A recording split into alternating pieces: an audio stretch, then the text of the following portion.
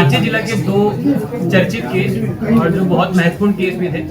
सबसे पहले जो केस नंबर जो नगड़ी का था, दलादली होती, जो हाल ही में हुआ था 15 अक्टूबर 2025 के आसपास, उसमें जो एक व्यक्ति हैं राधेश्याम साहू, उनके ऊपर 6 राउंड गोलियां बरसाई गई थी। उसमें जो दो शूटर थे हमारे, जिसका नाम, एक का नाम था चंदन और अविनाश, उन दोनों को हम लोगों ने अरेस्ट कर लिया था और उनको न्यायिक हिरासत में भेज दिया गया था। पर इसका जो मेन षड्यंत्र रच रहा था, जिसने पूरा षड्यंत्र रचा था, जिसका नाम था अभिषेक कुमार उर्फ सूरज सिन्हा, उसकी गिरफ्तारी भी हम लोग के द्वारा कर दी गई है।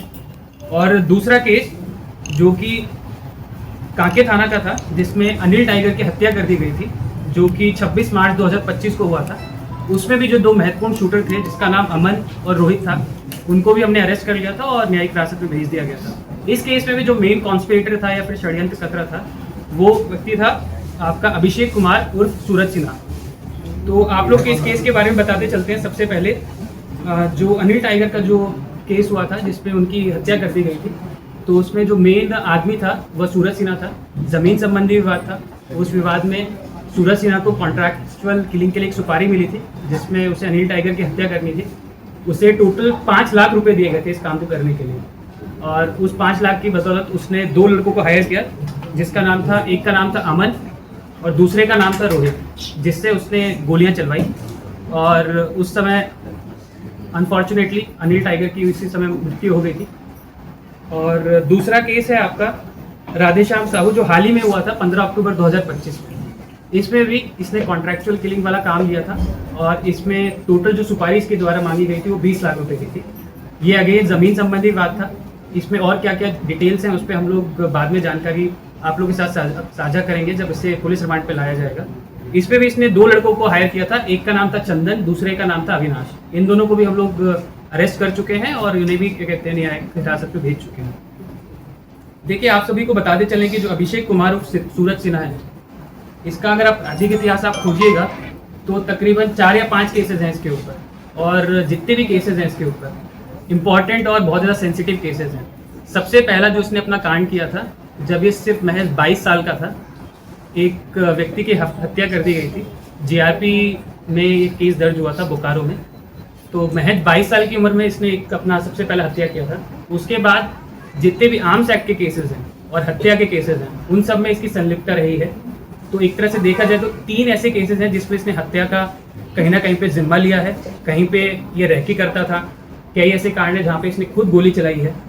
तो इसका पकड़ाया जाना रांची पुलिस के लिए काफ़ी समय से सरदर्द बना हुआ था। और आप लोग को बताते भी चलें कि इसने ओपन चैलेंज किया था, जो कि हमें काफ़ी माध्यम से पता चला था कि रांची पुलिस हमको पकड़ के दिखाए। और इस क्योंकि काफ़ी गंभीर मामला था, तो इसको देखते हुए वरीय पुलिस अधीक्षक महोदय द्वारा तकरीबन 5 या 6 महीने से इसको लेके हम लोग 3 या 4 स्टेट्स में छापेमारी कर रहे थे। वेस्ट बंगाल हो गया, यूपी हो गया, बिहार हो गया, उड़ीसा हो गया। तो इसके बारे में हमें जानकारी कहीं ना कहीं पे कुछ ना कुछ मिलती रहती थी। हाल ही में एक जानकारी हमें पता चली कि ये वेस्ट बंगाल में कलकत्ता के आसपास कहीं पे रह रहा है, और इसने अपना नाम बदल लिया था। इसने जिस नाम से वहाँ पे रह रहा था, इसका नाम था राजीव कुमार, और ये पिछले 6 या 8 महीने से वहाँ पे रह रहा था और वहाँ के लोगों से घुल मिल गया था, और वहाँ पे छोटा मोटा काम करता था, दुकान वगैरह का। और वहाँ पे किसी व्यक्ति को कोई आइडिया नहीं था कि ये आदमी है क्या। और इसकी सूचना वरीय पुलिस अधीक्षक महोदय को मिली थी गोपनीय रूप से, किसी माध्यम से। उसी टाइम पे जो हमारी कलकत्ता के आसपास ऑलरेडी टीम थी जो छापामारी वहाँ पे कर रही थी, वह वहाँ पर पहुँची और पूछताछ के लिए फिर इसे हिरासत में लिया गया हम लोग के द्वारा।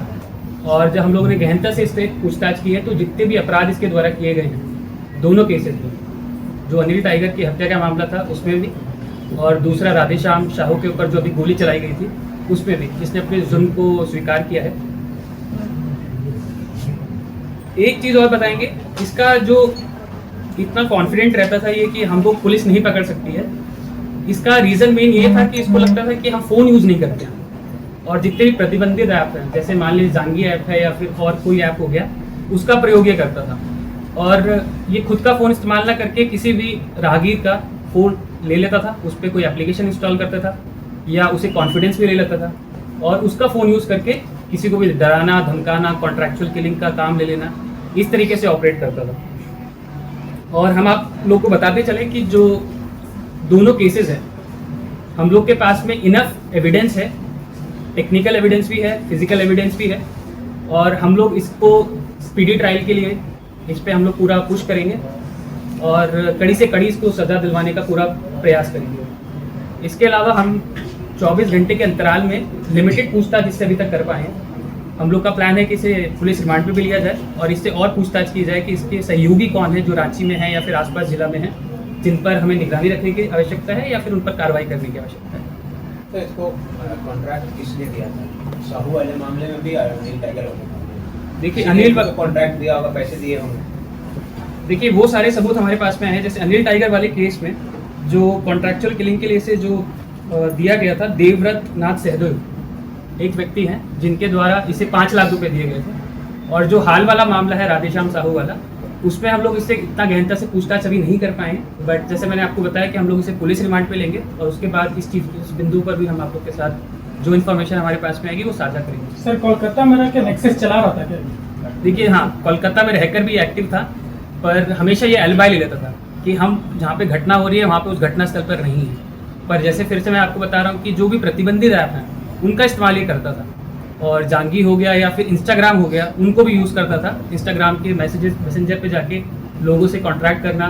जैसे जो हाल ही में जो घटना हुई है जिसमें अमन और ये चंदन और अविनाश के द्वारा जो फायरिंग की गई थी, इसकी जंगी पे ही बात हुई थी इन दोनों व्यक्तियों से, और इसका अभी भी कहना यही है कि हम घटनास्थल पर नहीं थे तो हमारा इन्वॉल्वमेंट नहीं है। परंतु इसके अलावा हमारे पास में टेक्निकल एविडेंसेस हैं जिससे हम प्रूव कर सकते हैं कोर्ट में भी कि ये किसी ना किसी रूप में इस घटना पे इन्वॉल्व है। सिर्फ दोबारा सेटिंग हुआ था ये दो घटना के बाद जंगी ऐप के इस्तेमाल करने को लेकर के, या फिर किसी तरह से भी रांची में कोई और घटना करने को लेकर के एक्टिविटी दिखी नहीं है? देखिए अभी तक जितना हम लोग टेक्निकली थोड़ा एग्जामिन कर पाए हैं उसमें डेफिनेटली इसका कहीं ना कहीं पे इन्वॉल्वमेंट है, और अगर ये पकड़ाया नहीं जाता तो कोई भी अप्रिय घटना सिर्फ रांची जिला ही नहीं, सीमावर्ती जिलाओं में भी कहीं पे भी कर सकता है।